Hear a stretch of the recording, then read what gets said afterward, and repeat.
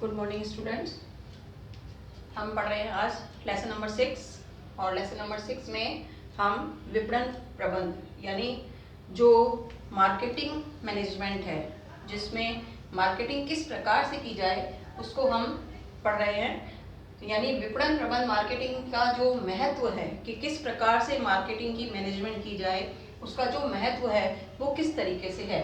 तो मार्केटिंग महत्व जो है वो 4 टाइप से है, 4 लोगों के लिए है, जिसमें हम फर्स्ट जो है वो पढ़ रहे हैं व्यवसायियों के लिए महत्व। यानी अगर किसी कंपनी में जो कार्य है, विक्रय से संबंधित कार्य है, कंपनी ने चीजों का निर्माण कर लिया, लेकिन उसका निर्माण करने के बाद उसको मार्केट तक पहुंचाने की जो क्रियाएं हैं वो विपणन की क्रियाएं कहलाती हैं। तो इन विपणन की क्रियाओं का जो प्रबंध है वो किस तरीके से किया जाए और उस मार्केटिंग की जो मैनेजमेंट है यानी विपणन का जो प्रबंध है उसको करने से, यानी उसका जो प्रबंध कर रहे हैं उससे व्यवसायी यानी मालिकों को क्या लाभ होता है, यानी मालिकों को उससे क्या फायदा हो सकता है। तो नंबर 1, अगर किसी कंपनी ने विपणन क्रियाओं से संबंधित मैनेजमेंट किया है, प्रबंध किया है और उसने अपनी चीजों को अच्छे से मार्केट तक पहुंचाया है, तो वो प्रतिस्पर्धा में अस्तित्व बनाए रखने के लिए जरूरी है। यानी जब उस कंपनी की चीजें मार्केट तक पहुंचेंगी तो उस कंपनी से संबंधित जो चीजें हैं वो अन्य कंपनियां भी बनाती हैं। तो अगर उसने अपनी चीजों को अच्छे से मैनेजमेंट करके यानी चीजों को पहुंचाने का अच्छे से मैनेजमेंट करके भेजा है, तो जो चीजें हैं वो मार्केट में वो आपके कंपटीशन में टिकने के लिए बहुत आवश्यक होंगी, यानी कंपनी को हमेशा ही कंपटीशन में बनाए रखने में सहायक होगी।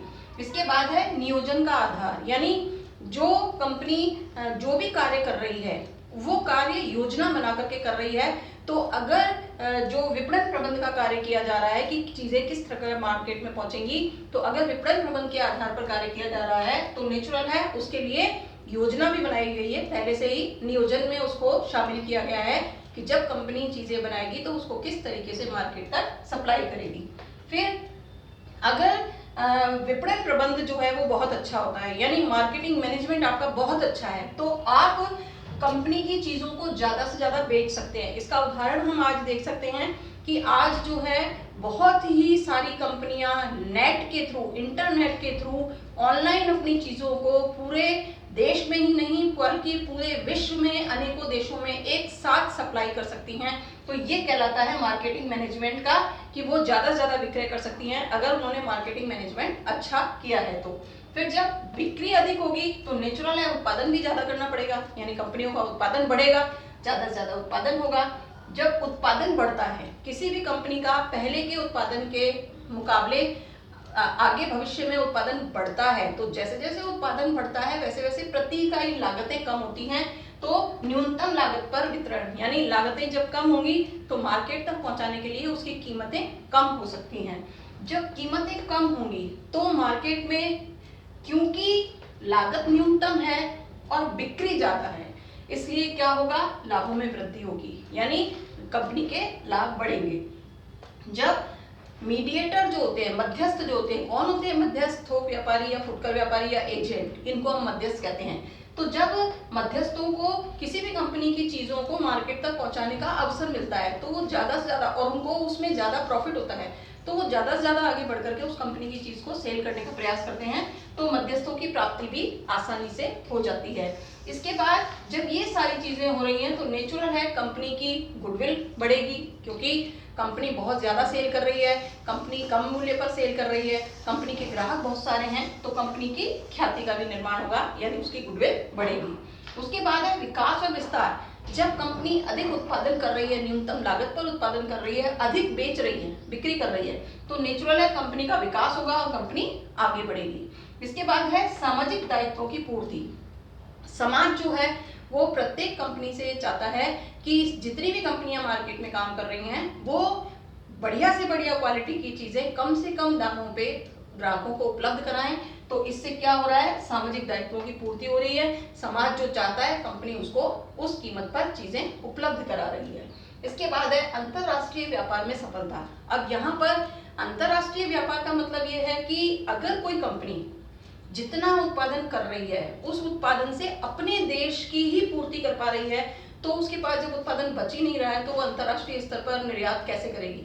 तो अगर वो कंपनी ज्यादा से ज्यादा उत्पादन कर रही है, उत्पादन को लगातार बढ़ाती जा रही है और उस उत्पादन के बढ़ने से देश की जरूरतें तो पूरी हो ही रही हैं, साथ के साथ जो बनाई हुई चीजें हैं वो बच रही हैं, तो बचेंगी तो नेचुरल है वो कंपनी निर्यात करेगी, तो क्या होगा, इससे अंतरराष्ट्रीय व्यापार करने में उसको सफलता प्राप्त होगी।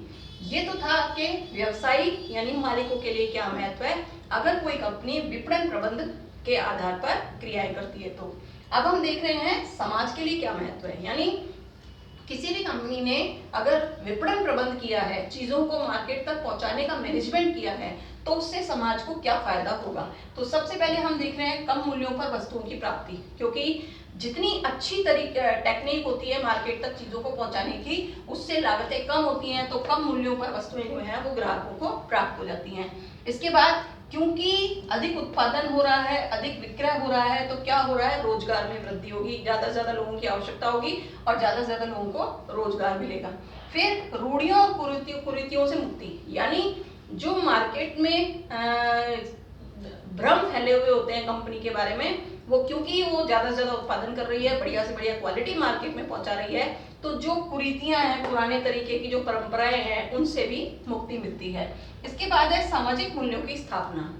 कंपनियां अगर फेयर तरीके से, सही तरीके से मार्केटिंग मैनेजमेंट करती हैं, तो कंपनी की जो गुडविल अच्छी हो रही है, उससे क्या हो रहा है, सामाजिक मूल्यों में की स्थापना हो रही है, यानी समाज में कंपनी की जो छवि है या कंपनी की जो गुडविल है वो अच्छी हो रही है और सामाजिक मूल्यों की स्थापना हो रही है।